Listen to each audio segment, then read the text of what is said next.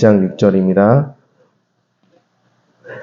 그 여인이 모압 지방에서 여호와께서 자기 백성을 돌보시사 그들에게 양식을 주셨다함을 듣고 이에 두 며느리와 함께 일어나 모압 지방으로 돌아오려 하여 있던 곳에서 나오고 두 며느리도 그와 함께하여 유다 땅으로 돌아오려고 길을 가다가 나오미가 두 며느리에게 이르되 너희는 각기 너희 어머니의 집으로 돌아가라. 너희가 죽은 자들과 너희를 선대한 것 같이 여호와께서 너희를 선대하시기를 원하며 여호와께서 너희에게 허락하사 각기 남편의 집에서 위로를 받게 하시기를 원하노라 하고 그들에게 입맞춤에 그들이 소리를 높여 울며 나오미에게 이르되 아니니이다. 우리는 어머니와 함께 어머니의 백성에게로 돌아가겠나이다 하는지라. 나오미가 이르되 내 딸들아 돌아가라. 너희가 어찌 나와 함께 가려 하느냐. 내 태중에 너희의 남편 될 아들들이 아직 있느냐. 내 딸들아 되돌아가라. 나는 늙었으니 남편을 두지 못할지라. 가령 내가 소망이 있다고 말한다든지 오늘 밤에 남편을 두어 아들들을 낳는다 하더라도 너희가 어찌 그들의 자라기를 기다리겠으며 어찌 남편 없이 지내겠다고 결심하겠느냐. 내 딸들아 그렇지 아니하리니 여호와의 손이 나를 치셨으므로 나는 너희로 말미암아 더욱 마음이 아프도다 하매 그들이 소리를 높여 다시 울더니 오르바는 그의 시어머니에게 입을 맞추되 룻은 그를 붙쫓았더라. 나오미가 또 이르되 내 동서는 내 백성과 그의 신들에게 돌아가느니 너도 너희의 동서를 따라 돌아가라 하니 룻이 이르되 내게 어머니를 떠나며 어머니를 따르지 말고 돌아가라. 강권하지 마옵소서.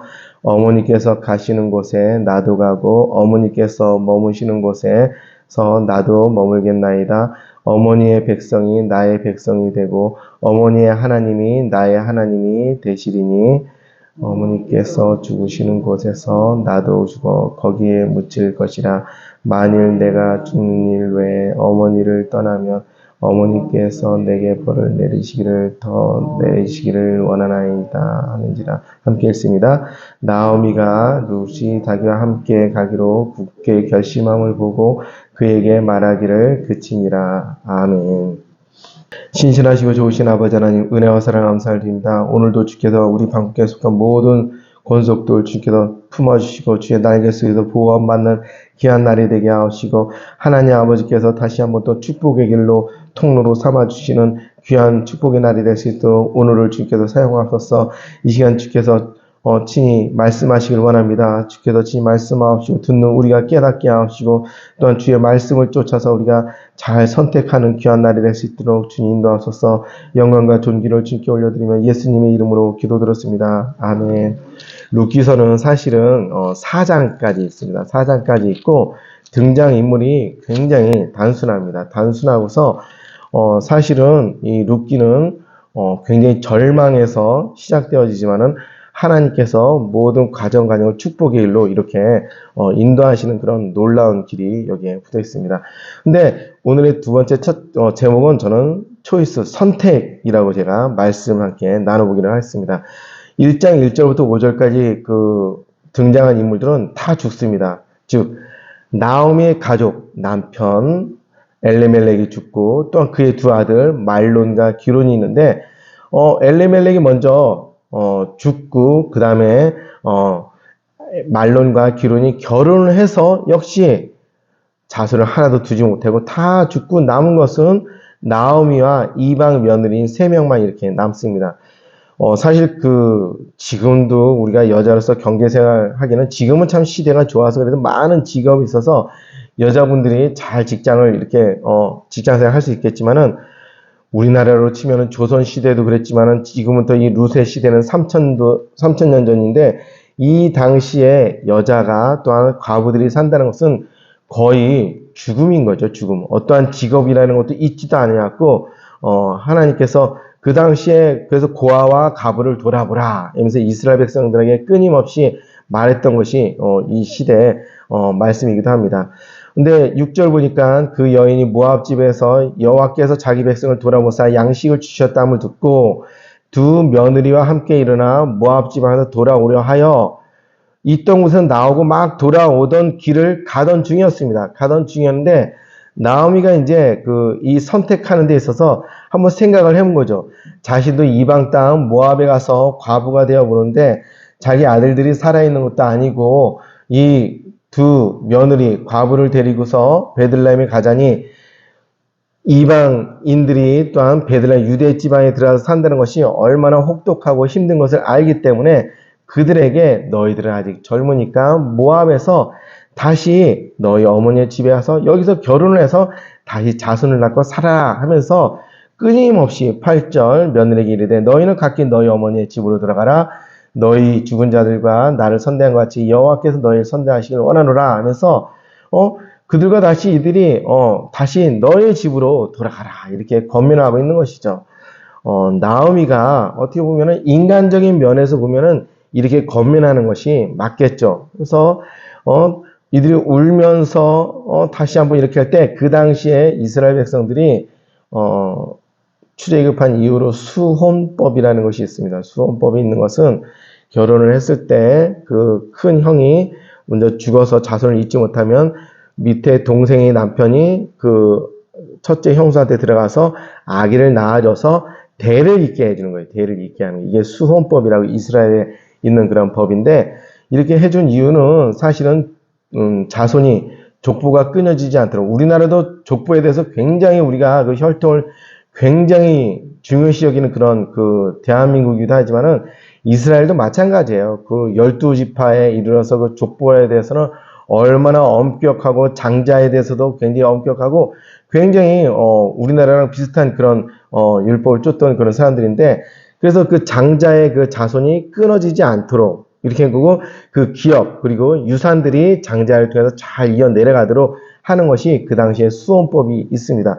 근데 이 법이 무엇을 또한 유익한 점이 있어 우리가 볼 때는 좀 상식적으로 이해 안 되지만은 이 법으로 보호할 수 있었던 것은 과부를 보호했던 거예요. 사실은 과부를 갖다가 그 기업에 대해서 내쫓는 것이 아니라 만약에 자손이 어쩌면 내쫓았지 않겠습니까? 그럼 그도 생계가 굉장히 어렸을 건데 그 자손을 낳음을 통해서 그 기업을 이어받게 함을 통해서 이 가부가 아니라 그 자손을 갖는 어머니로 살아갈 수 있도록 한 것이 수혼법이라는 것이 있습니다. 나오미가 막 울면서 다시 그들이 잘 가지 않으니까 또 한번 얘기합니다. 내가 이제 오늘 내가 남편을 얻은 듯 내가 자손을 낳아서 그들이 20살까지 되면은 이 당시에 나오미가 거의 45세에서 50살 이상 된 거로 추정을 하는데 그 당시에 결혼을 일찍 했기 때문에 추정을 하는데 그렇게 한들 내가 이제 50대에서 애를 낳으면 너희도 또한 45세에서 50세가 돼서 애가 20살 되면은 나는 70세가 될 것이고 너희들은 50세가 될 것인데 어떻게 또 자손을 낳을 수 있겠냐. 그러니까 너희들이 여기서 13절 너희가 어찌 그들이 자라기를 기다리겠으며 어찌 남편 없이 지내겠다고 결심하겠느냐. 내 딸들아 그렇지 아니하리니 바로 너희는 가서 여호와의 손이 나를 치셨으므로 나는 너희로 더욱 말미암아 마음이 아프도다 하며 14절 여기서 선택이 참 중요한 것인데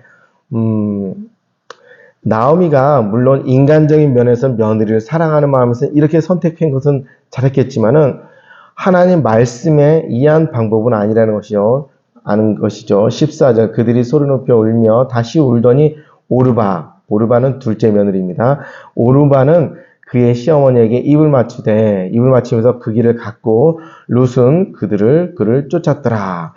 유대인들은요 사실은 지금도 그렇습니다. 유대인들이 결혼을 할 때 유대인 공동체가 되는데 그거 굉장히 중요시기인데 남편이 이방 여자랑 결혼을 하면은 그 자손은 유대인이 잘 되지 않습니다. 그러나 여인이 결혼을 하면은 그 자손은 자동적으로 유대인이 됩니다. 왜냐면 그 여인의 교육의 힘을 유대인들은 인정했던 것이죠.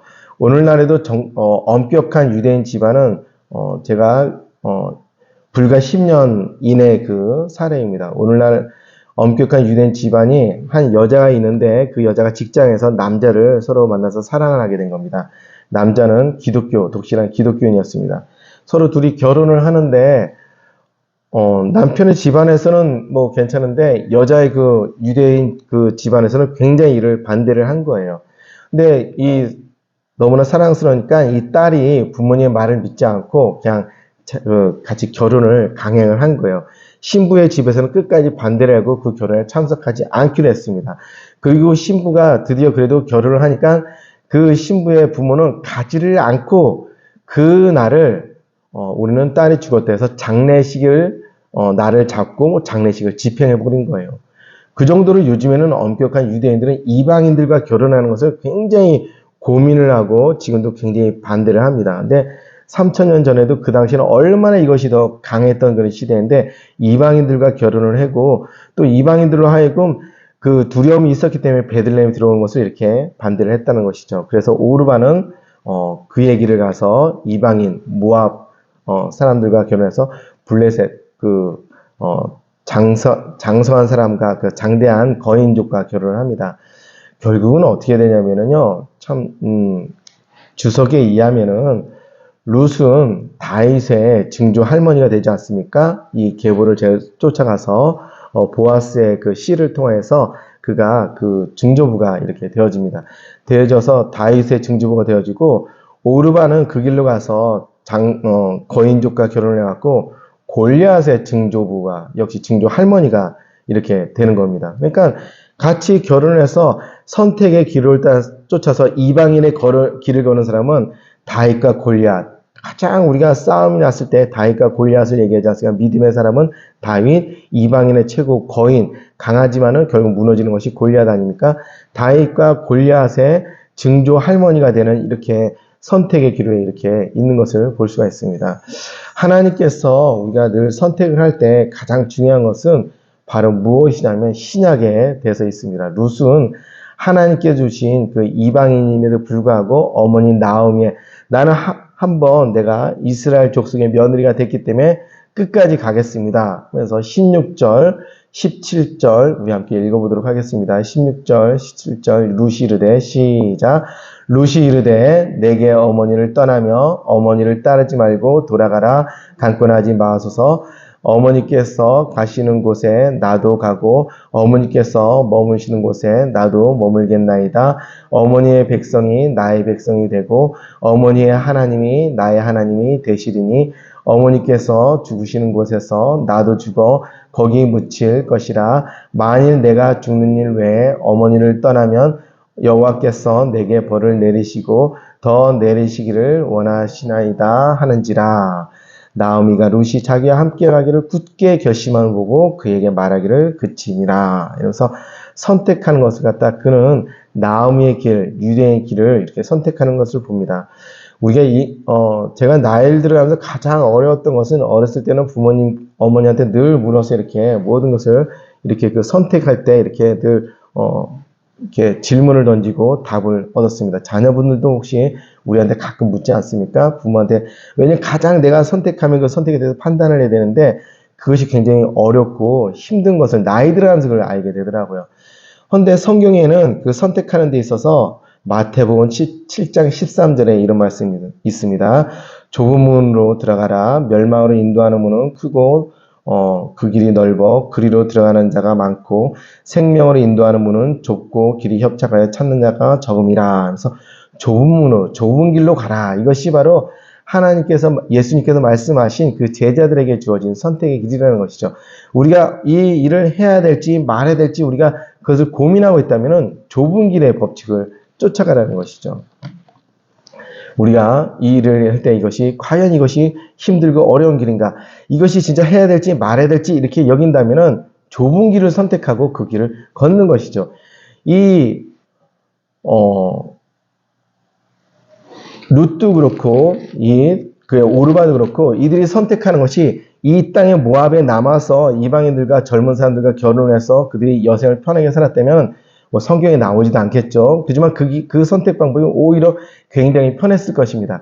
그런데 하나님의 길을 걷는다는 것은 사실 룻이 다시 결혼한다는 보장은 단 1도 없는 거예요. 왜냐면은 그 당시 제가 다 할 수 없거니와 어머니를 통해서 그 피 섞인 그 형제들한테 이것이 돌아가야 되는데 이것이 있을 수 있는 방법은 거의 희망이 없었던 그냥 어머니와 함께 우리나라 말로 치면 청산가부의 길을 걷는 것이죠.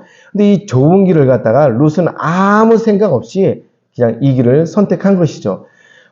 이랬을 때 하나님께서 그에게 진짜 마른 고목에 싹이 나게 하시고 마른 뼈가 다시 살이 붙게 하시고 생명을 얻게 하는 그러한 역사의 시작이 이 좁은 길에 대한 선택에 달려 있다는 것이죠. 우리가 교회 일도 그렇고 내 마음의 신앙적인 것도 그렇고 여러 가지 선택할 고민스러운 것이 있습니까? 그를 위해서 기도할 때가 있지 않았습니까? 그럴 때 이 일에 대해서 가장 선택의 기준이 되는 그 편한 것은 바로 무엇이냐면 좁은 길, 좁은 문으로 가라. 이것이 바로 예수께서 주시는 말씀의 법칙이라는 사실입니다. 오늘 우리도 사실은 넓고 편한 길은 예수 믿지 않는 길이 얼마나 유혹의 길이고 넓고 많습니까?